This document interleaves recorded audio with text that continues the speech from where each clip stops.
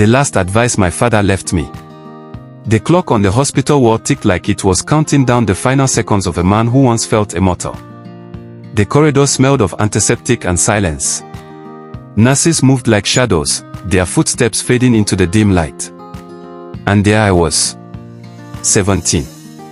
Standing at the doorway of a room that already felt like a memory.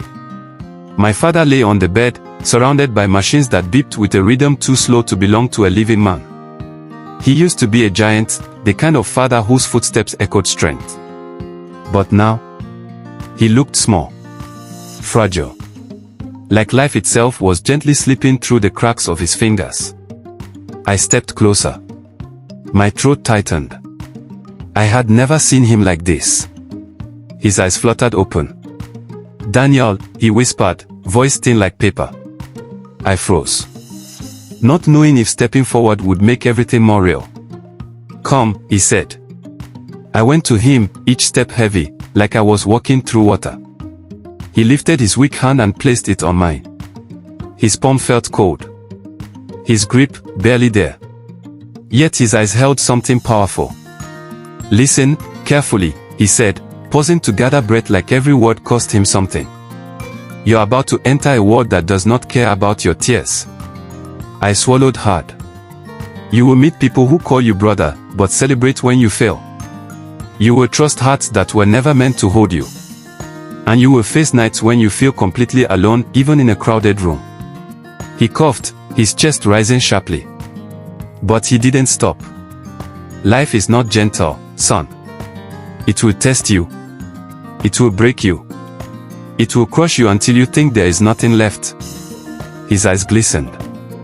I had never seen fear in them before. "But hear me," he said, tightening his fading grip. "You must not break." His voice became stronger, like the last spark of a dying flame. "Fight for your future. Fight for your dreams. Fight for your name." He tapped my chest slowly. "And guard your heart. Not everyone deserves entrance into it." Tears filled my eyes, but I held them back. I didn't want him to see me cry. "Not today." "Daniel," he whispered again. I leaned in. "Don't become a man who wakes up only after losing everything." A single tear escaped down my cheek. His breathing grew slow, deep, uncertain. He stared at me one last time.